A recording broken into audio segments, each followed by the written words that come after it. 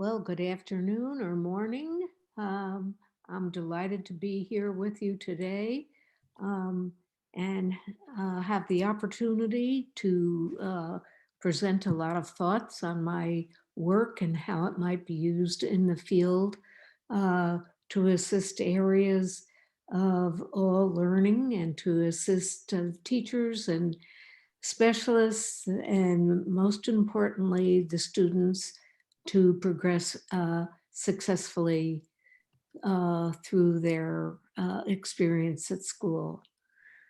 So here's our agenda today that's being presented to you.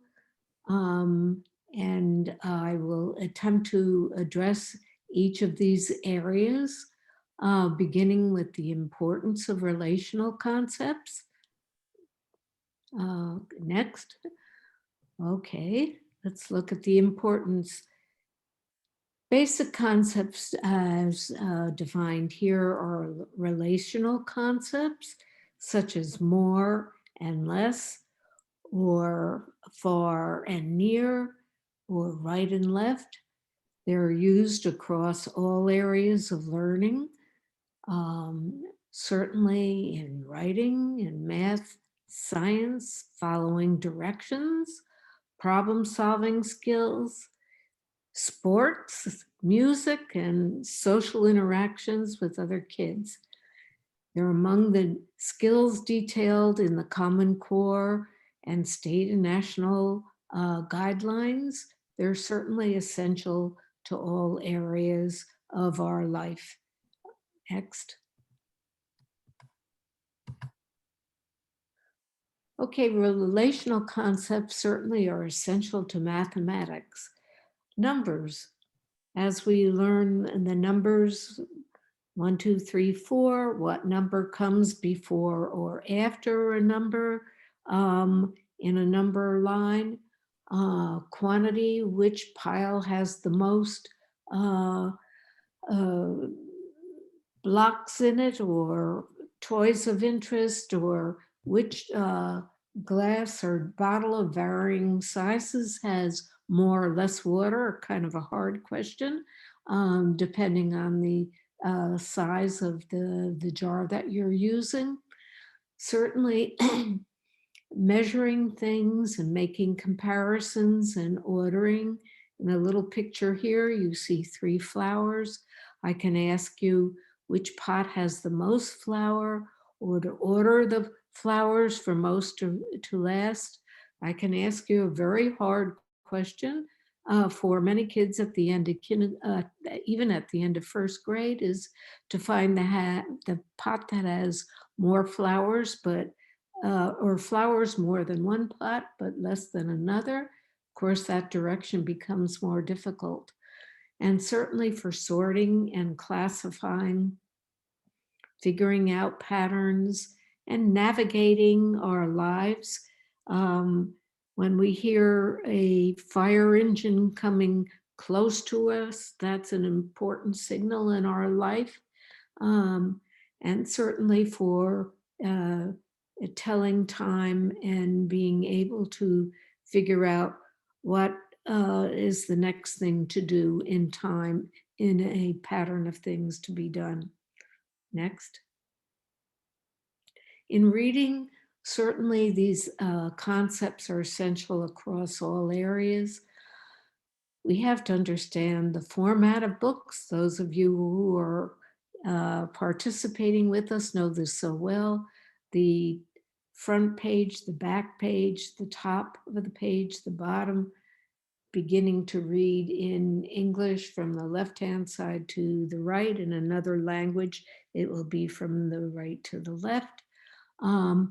Certainly to comprehend what we are reading, what happens first or next in the story line, what the most important point is in a story, who the characters were and what they did. So learning to read in all areas, and certainly phonemic awareness of the beginning and major basic concept, beginning sounds, ending sounds, sounds that sound the same, and so forth are so important for all of us and can be lots of fun uh, to do in the activities that you'll be able to create for young people. Next. Certainly, basic relational concepts are essential to reasoning. Certainly, the positions of objects and events that can be reversed. Here we have two tomatoes, actually from my own garden. We have what is the color of the tomato that is on the right-hand side of the page, which in this case is red. That position can be reversed as you see here.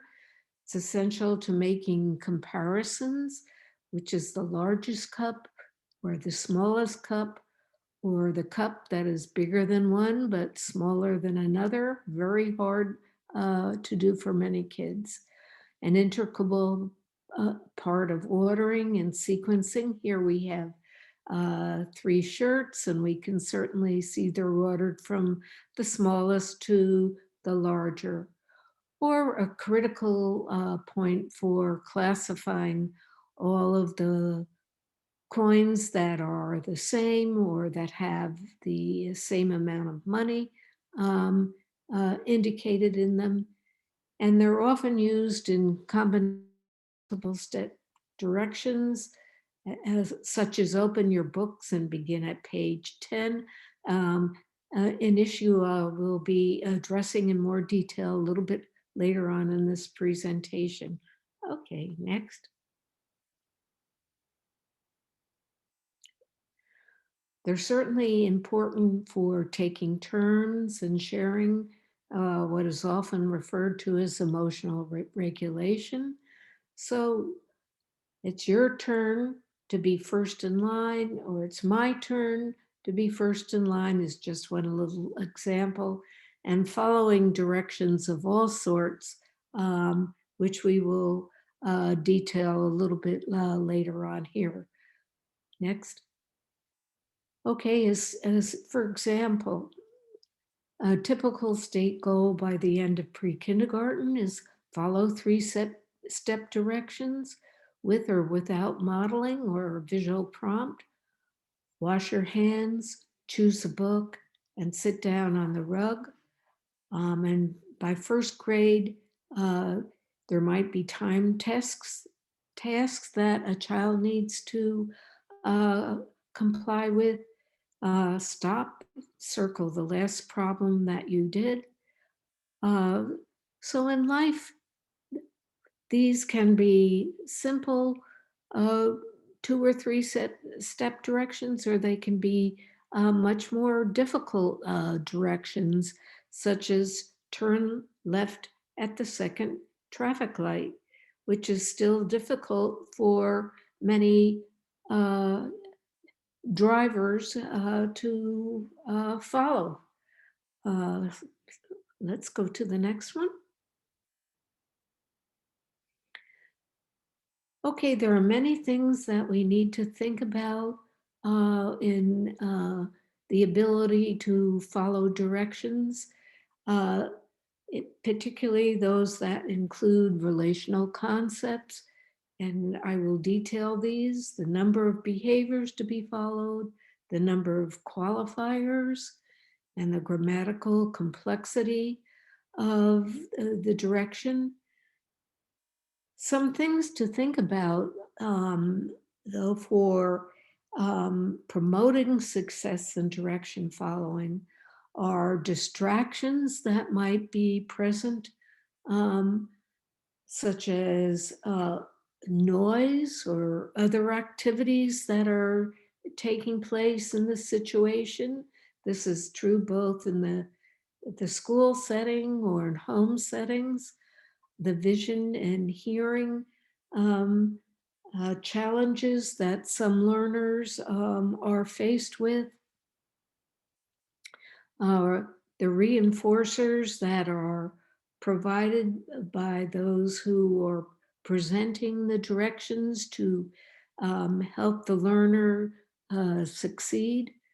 Um, the modeling of direction following that can uh, take place in the classroom, um, that is so important for promoted success. Um, all of these things are really essential characteristics to be thinking about and following directions. And I have tried to summarize many of the points I'll be covering today in a handout on following directions that you'll be able to um, uh, gain or download from this presentation um, uh, when you want. Next. Okay, following directions involves a lot of student behaviors, their motivation to follow the direction, um, their memory span, the attention to all the keywords in the direction. Are they listening to just the first part of what you're saying or just the last part of what you're saying? Um, so they're these things are so important. So what is their memory span like? Is their direction short enough that they can hold it in their memory? And how fast uh, are they able to process it? So um, these are important things to think about, as well as their vocabulary. Do they know the words that are presented in the direction? And can they connect it to their past experiences or knowledge that will help them activate that knowledge in following the direction? And to what extent do they use effective strategies, such as repeating the direction to themselves, um, that will help them be successful? Next.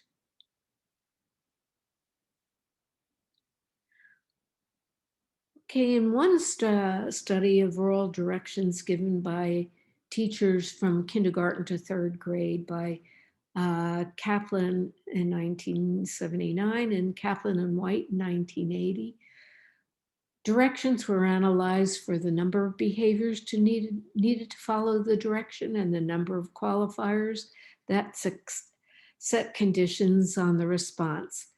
Well, you can read all of this, so I'm not going to read it to you, but many directions, 71% of directions were found to have uh, no more than one behavior and one qualifier, but the other 29% contained two or more behaviors or qualifiers, and 40% of the 1% of the qualifiers were relational concepts as measured by the Boehm test of basic concepts. The more behaviors and qualifiers in a direction, the more difficult that direction was to follow. And in that study, concept method predicted a student's ability to follow directions. Next.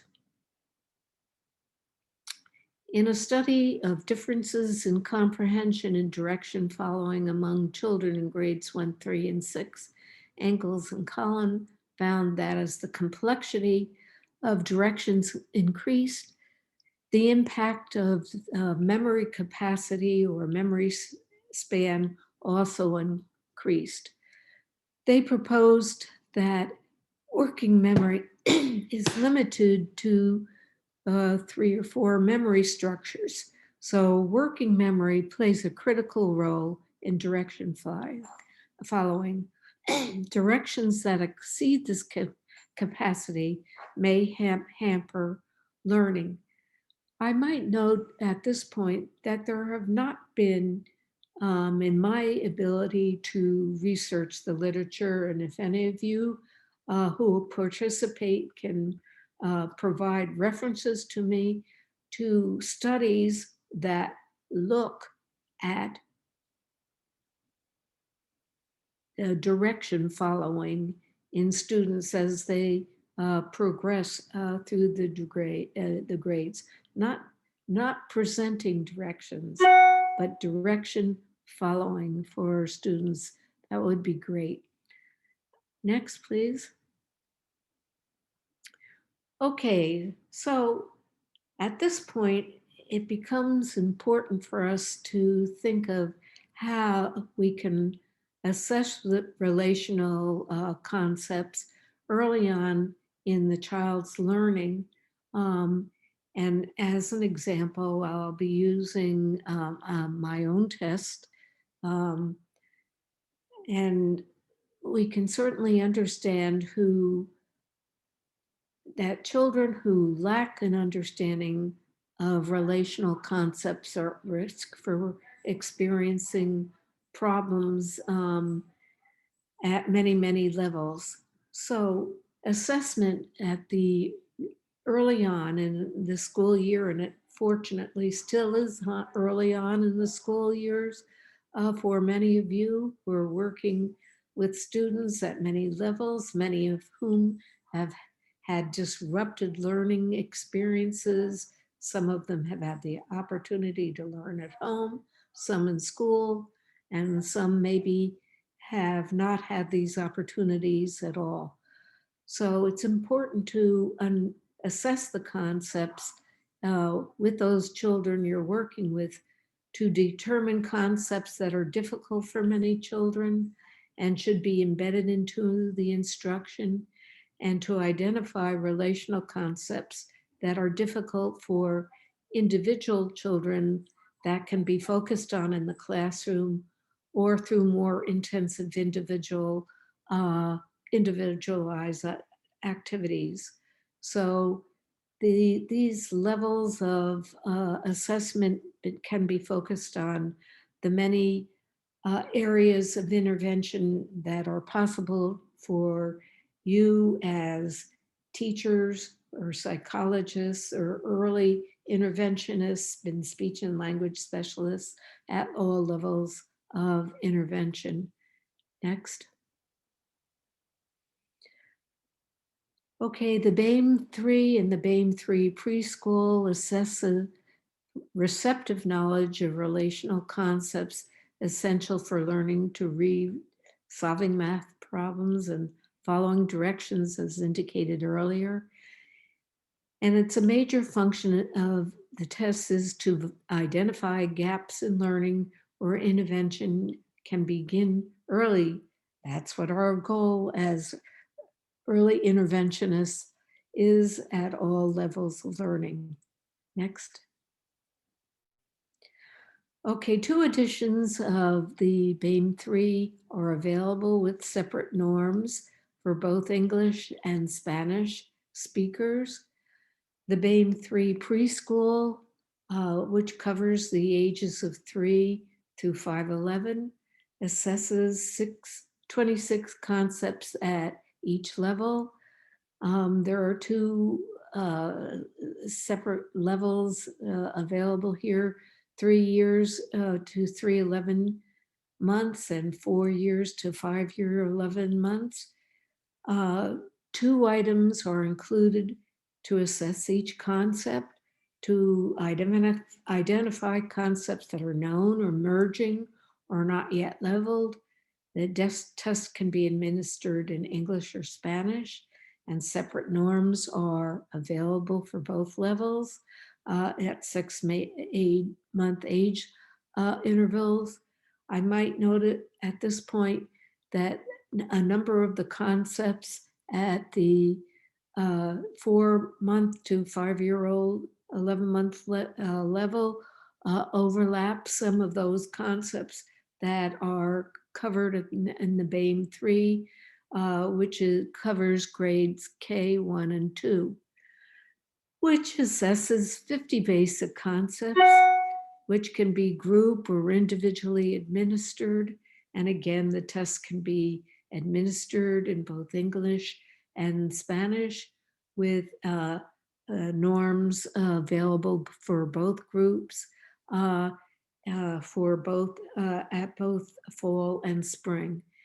So this allows pre and post testing to assess basic concept progress that has been made through teaching, and two parallel forms are available at this age level.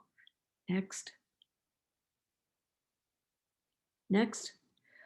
Okay, here we see an example of the Boehm 3 and some of the items that are available on individual picture cards for the child, such as point to the dog that is at a bottom or the top of the box, or the pail with the frog inside it.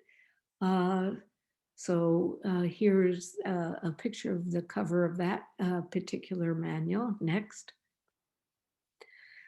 And so practice items for the Boehm 3, the school age item, is look at the picture with the shoe or the shirt and pants, and the socks circle the shirt. Or now look at things to ride, circle the bicycle.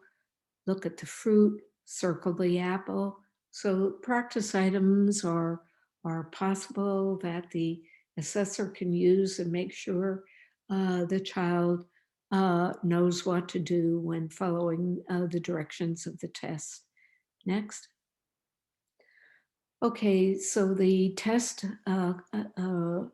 includes concepts that relate to size, such as medium size, direction, away from, position in space, top or bottom of a pile of objects, quantity, as many as, time, what is the first thing uh, that is in the picture of, in this, there is a picture of frogs in a row, um, or classification, uh, all of the uh, boxes that are the same size, difficult one, general, other, or same, that are used across all concepts of all areas of learning that the learner is exposed to. Next, please.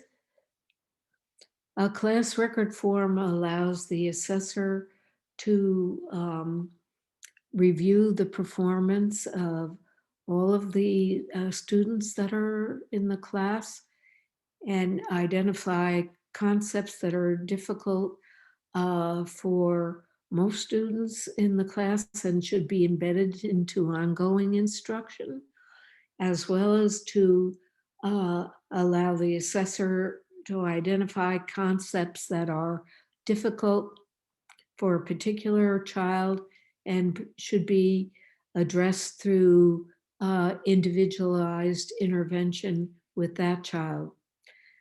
Certainly, error types can be identified that can contribute to learning, such as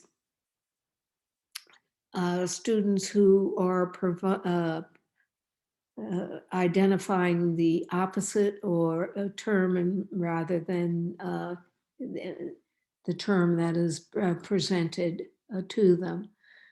So here's a picture of the class record form, and so that one can identify the exact error that the child has made and look at the raw scores and the percent correct for children, and the performance range, as well as the percentile, and an explanation of the percentage range is provided here so that the student knows the basic concept needed to perform at his or her grade level, knows most of them, or has difficulty with a large number of them, so that more attention needs to be provided to help them learn them.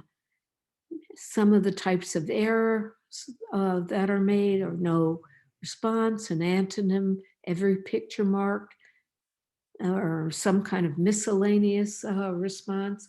All of these are helpful to us in planning intervention for the child or the student, because these instruments are used with students at many ages, as I will describe a little later. Next, please. The One of the things that is an advantage of using this instrument is the parent report form, because on that parent report form, a list of all of the concepts covered is included. So this is a totally open instrument. Everything that's covered is indicated on that, every concept on the parent report form. And it allows highlighting those that the child has not yet mastered.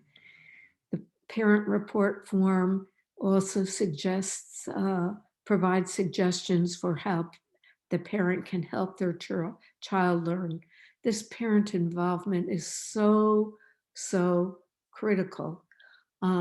So any way the user can reach out to the parent is so important here.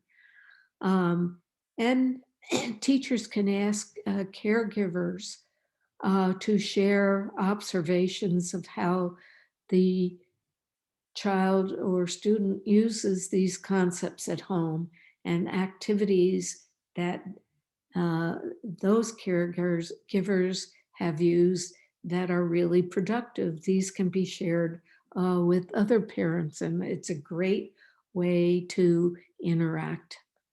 Next, please.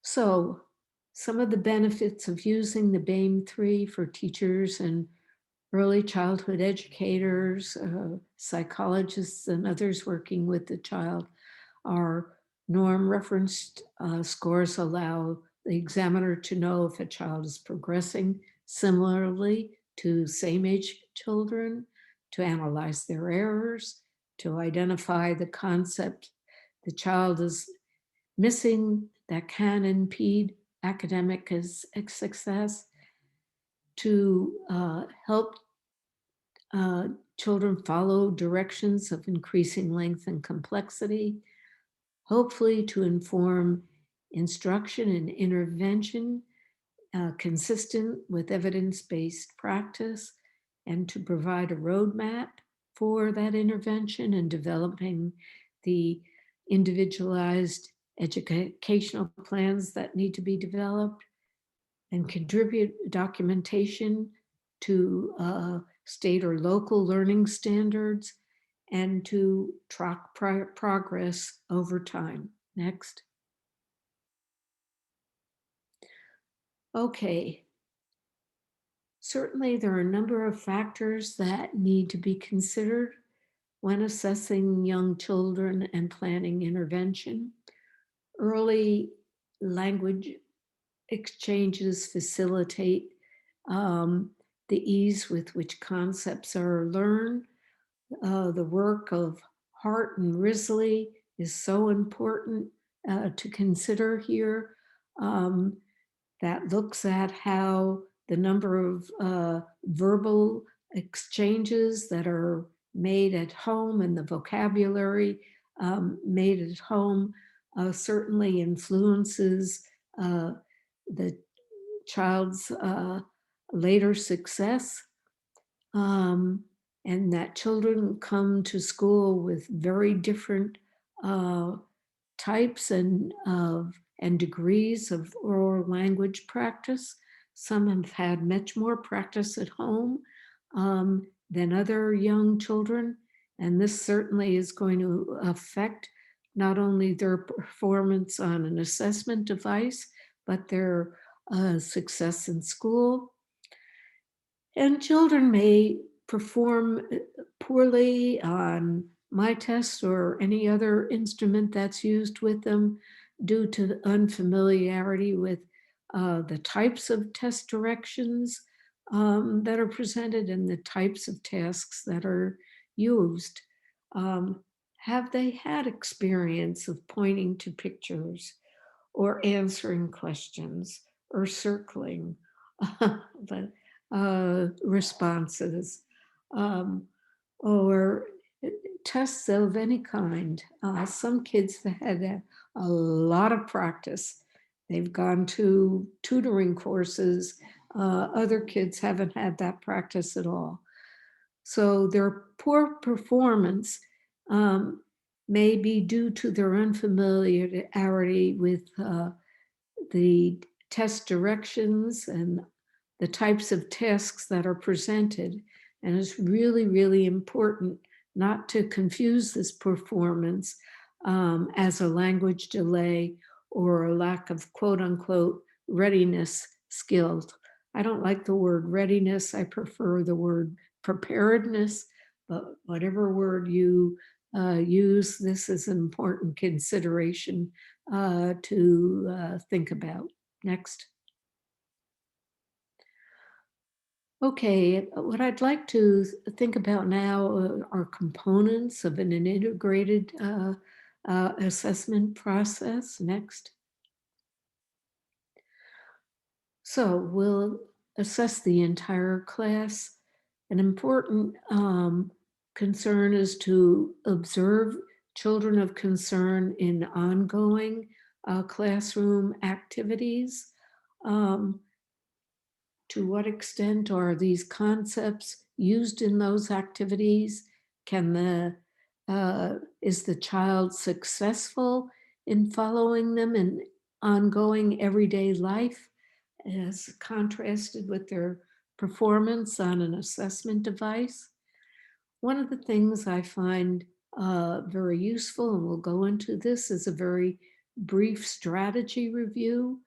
Um, and then to engage the child in a mini teach to test out possible reasons for difficulty that they're having and to develop intervention activities and of course to chart their progress. Next, please. Okay, we've already spoken about the importance of identifying concepts that are difficult for the class as a whole or the individual child. Next, please.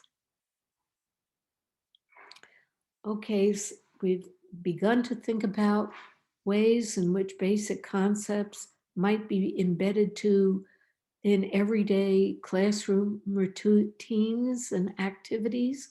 So to what extent has the student had the opportunity to experience many of these concepts in everyday life? And to what extent are they used and stressed across the activities and the games and that children engage in that are fun and are supported through those activities? Next, please. So this allows the user to raise a variety of hypotheses um, related to areas of difficulty or strength. To what extent is the child or older student unfamiliar with the concept term? Perhaps they're familiar with the term in their home language. This is one of the advantages of uh, having the test advantage available in both Spanish and English in this case. So one can check that out. Is the student familiar with the term in another context? Um, it might be in a familiar activity, such as going to a restaurant and what they're ordering and first or last, or reading in a book. Um, Perhaps the child is ready to learn that and has not had experience with the term. Maybe the child can understand the term when used in a story. Maybe the child can use it in every day talk when engaged in some activity that is familiar with them. These are all possibilities to check out uh, when using the outcomes of this assessment tool or any assessment tool that you might be using. Next, please. One of the things I find useful is it to engage in an interview. I call it an interview with a child who has not learned many concepts on the test to understand how she or he solved the items. So you can select one or two items the child has gotten right or wrong, and then represent it individually and try to ask questions such as how did you figure that out, or how did you figure out the answer. This techniques helps to identify sources of error or emerging concepts and the strategies that a kid uses, and they can be very different from one child to another. Is it inattention? Is it memory? Is it language? Um, is it the testing situation? Is it the processes the child uses to solve the problem? Um, there's so much you can find out with exploring these areas um, uh, with the child through the interview. Next, please. So,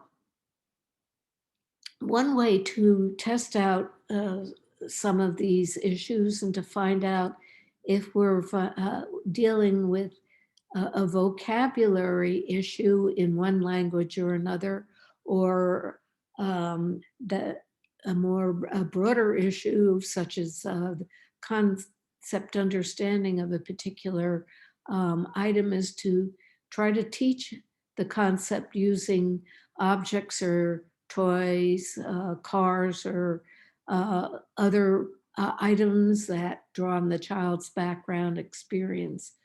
Some kids might catch up front right away.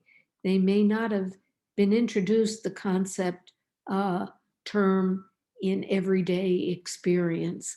Here I use middle, and one can play with uh, toys. Here we have a few toys and move them around uh, to have the child who identify the concept of middle. But catching on right away, I remember introducing the term. A young kindergarten child did not understand the term pair. And we introduced the term pair to that child in saying, a pair is two of a kind, two of the same kind of thing. A pair is something that you always carry with you. You have a pair of ears, you have a pair of eyes, you have a pair of hands, a pair of feet. The youngster caught on immediately and to that term, never having been introduced to the term before, and was able to solve a test problem based on that shortly thereafter. So it's kind of fun to see if this is an issue of a term that can be introduced and caught onto right away. Next, please. So it is important to develop a systematic plan for teaching concepts and uh, to build on them as not only in everyday activities, but to follow directions and as tools of thinking and to scaffold learning for the child.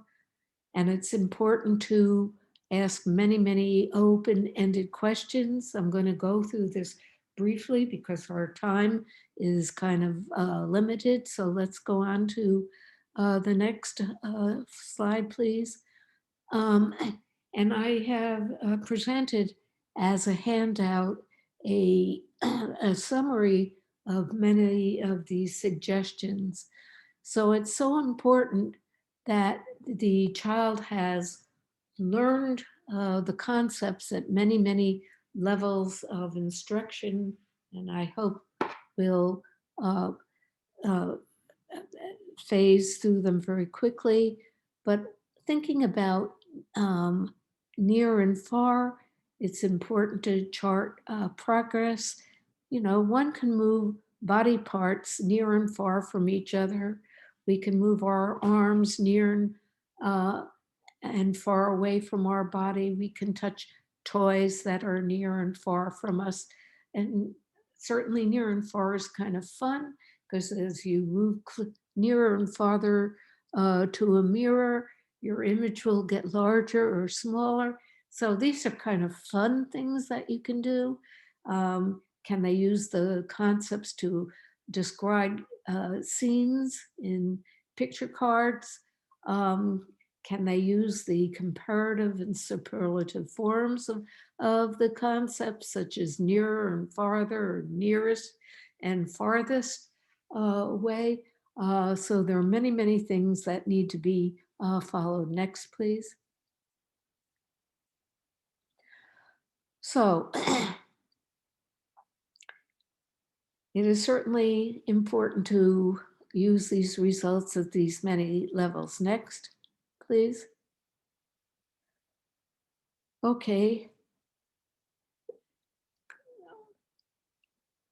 Relational concepts are particularly difficult for students because they are used in a variety of everyday situations and they are used across contexts.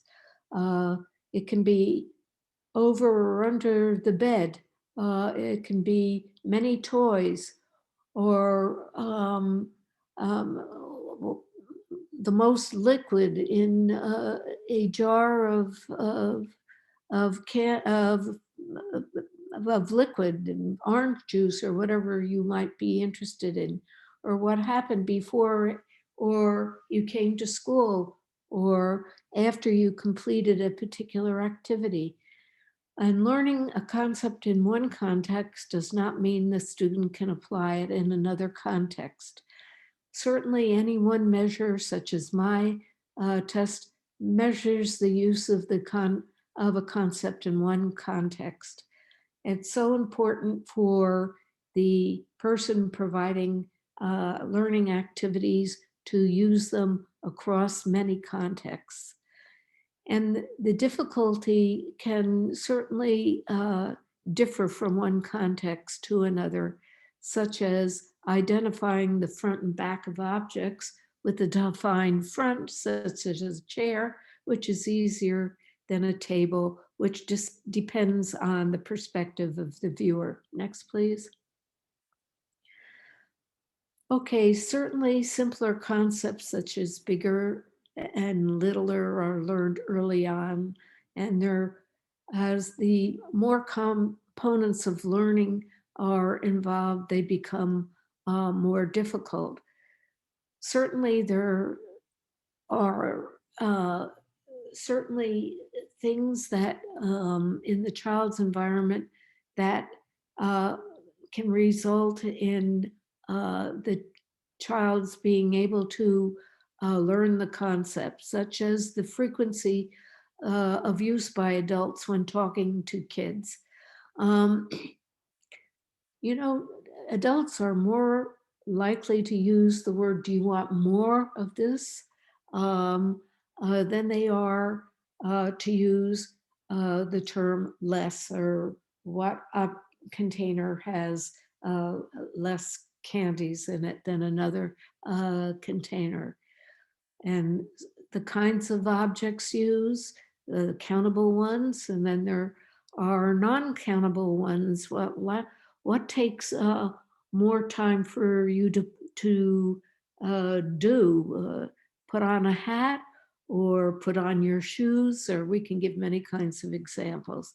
The context, space, time, or quantity, and the overlap with similar words. Fewest and least. There's so many of these relational terms that need to be learned. Next, please. Okay, I wanted to kind of summarize for you quite quickly, and hopefully you'll be able to relook at this presentation. Here are some of the concepts that are mastered during the pre-kindergarten year and that are still developing. You can see how this might be affected by the disrupted learning so many children have had. Have they had exposure to these concepts? Next, please. We'll get age 5. These are what happens certainly during the kindergarten year, and some of them that are still developing at the end of kindergarten year. You can see second, third, never, next, half, center, per, pair, every, they're hard. So here, so we're going through this very quickly. Here are some of the steps that the student goes through in learning a concept. Next, please. Okay, so we've learned that many of these steps are difficult for kids to learn. I'm going to give you just one real life example here, how the orientation of objects influences their difficulty. Here we have top and bottom, and one can learn that the lid on this jar is the top of the jar, and see the top of the jar, and then turn the jar upside down, and see how the lid now is at the bottom of the jar, or put an object at the top of the jar, and then you can see the jar with an object on top of it, where the top of the jar is pointing to the left. But then it's kind of fun to develop some kind of uh, saying, or that the child can hold in their memory. And one that I like is the top of your head and the bottom of your feet are still the same when you're fast asleep. And have fun working with the child to recognize how the position of the object uh, changes, and how these different examples affect the difficulty with which these concepts are learned and used as tools of thinking later on. Next, please. Okay, here are some important research-based considerations. Transfer is more likely to occur if the child uses the concept name and can manipulate objects. Certainly, encouraging the naming of the concept is essential in learning. And manipulating the objects and having the child name the concept that is being used. It's different to point to the object that is at the top of the pile than to name the object. What is at the top of the pile? That is so important for learning. And we've already emphasized that learning the concept in one context does necessarily mean the child has learned it in the others. So lots and lots of practice is needed for the child to learn these concepts, excuse me, over context. And this takes place over time. It doesn't happen in pre-kindergarten all by itself. It takes place from kindergarten to first grade and beyond. Learning right and left continues to learn, be a learning objective even in second grade, for cross-laterality and other issues that might take place at that level. And certainly learning basic concepts facilitates the learning of new concepts. Next, please. So here are some of the a framework for teaching basic concepts, which I certainly hope to have identified for you in a handout. So it begins with the sensory learning that kids can do using their own bodies and space, and then moving from there to concrete representations with objects that they're familiar with, and then moving to do two-dimensional, including pictures and what they're seeing on in video presentations, or they're seeing in a number of apps that are available that focus on teaching some of these concepts, and then trying to do whatever is possible for developing a representation. Oh, I've already spoken about using the child and their own speech over different situations, and trying to get that concept into the child's long-term memory. You know, one can blow a balloon, excuse me, bigger and bigger and bigger until it busts. Whatever it is, whatever examples you want to use to hopefully get that representation in long-term memory is so essential. And then using the concepts to express feelings, ideas, and memory. I am a little tired, I'm very tired, and so forth. And then learning to use the concepts to apply in more difficult and abstract situations that are essential for thinking and problem solving learning on. Next, please. So objectives are to get the kids to attend, practice, and retrieve concepts, and certainly to apply them across different contexts. Next, please. So the foundations for these concepts begin during the preschool years, and they continue well into second grade and beyond. Next, please. So here are lots of teaching tips. I hope you can review them at a later time, um, and that you will be able to provide and lots of examples, make up songs, build on the child's background experiences. So we need to just move briefly to working with kids who have diverse needs.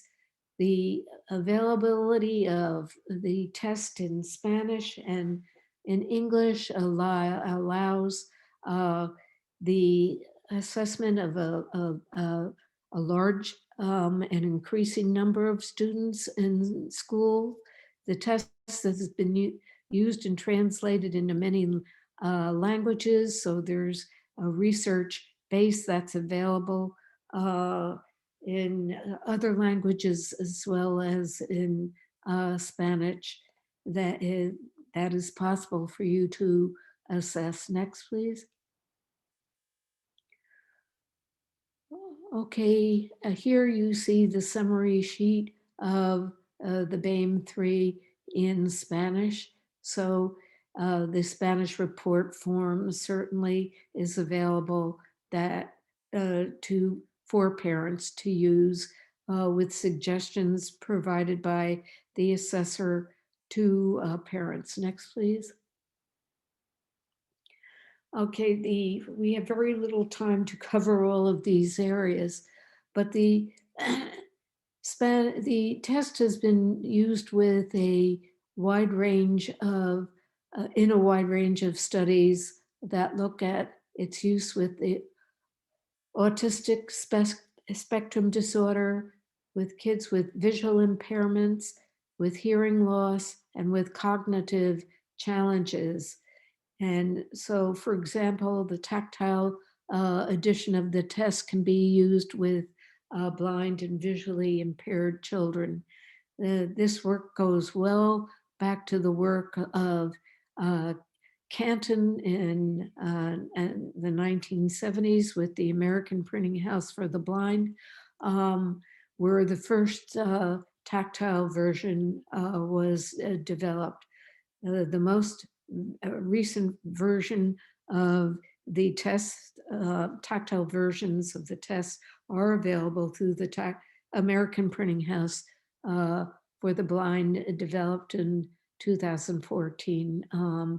And so there are large print and raised form versions for this particular population.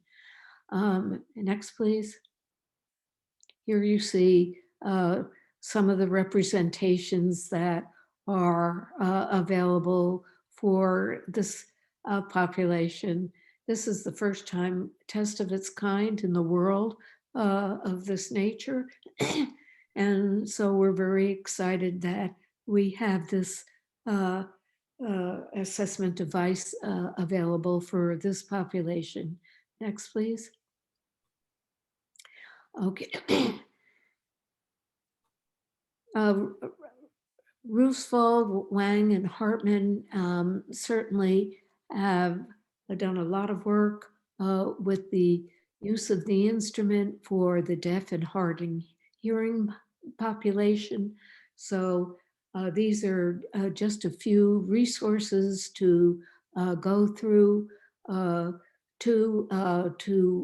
look at some of the work that has been done with this population.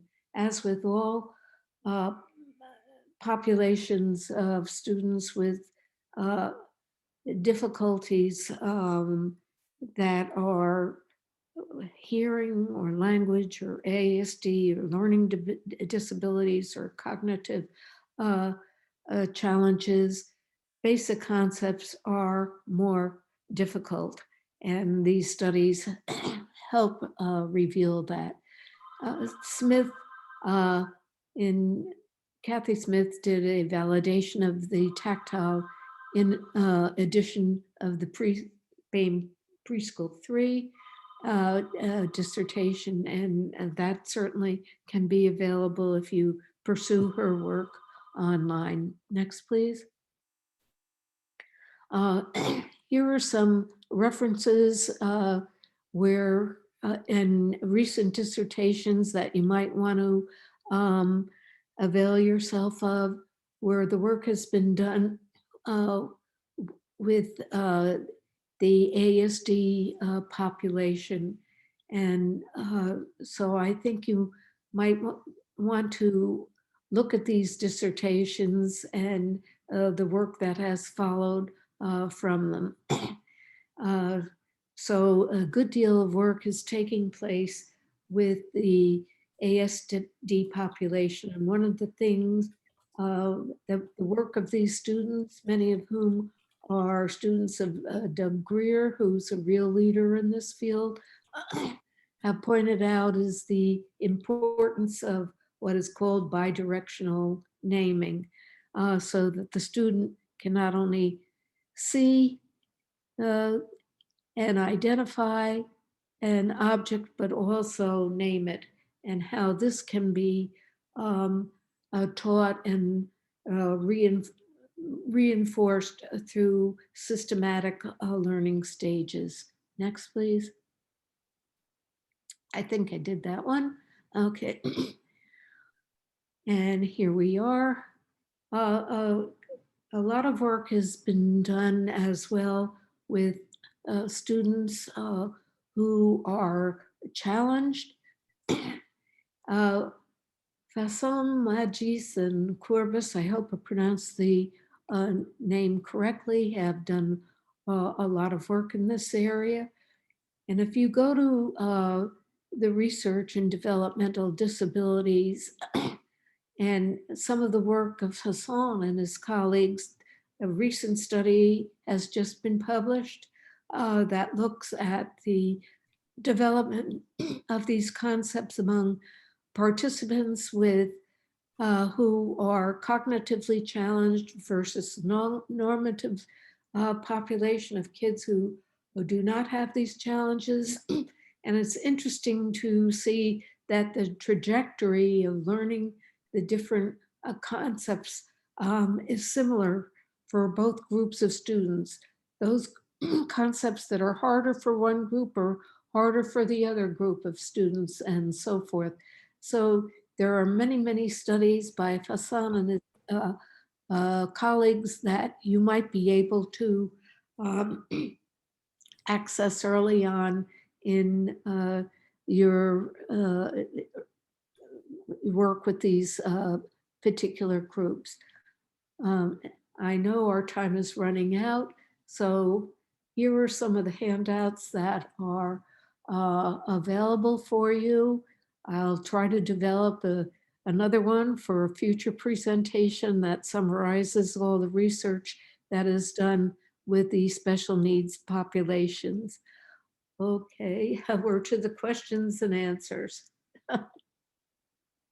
Okay, so I think we'll send it back to you, Sherry, so that you can conclude. Okay, well, I would like to thank Dr. Boehm for sharing her expertise with us. And thank you to our Q&A monitors, Dr. McCoo and Nancy Castilleja, for all your help. Thank you for your participation, and please leave your browser open as an action item list will pop up. Look for your certificate in your email later this week. Have a wonderful rest of your day, and this does conclude the webinar. Thank you.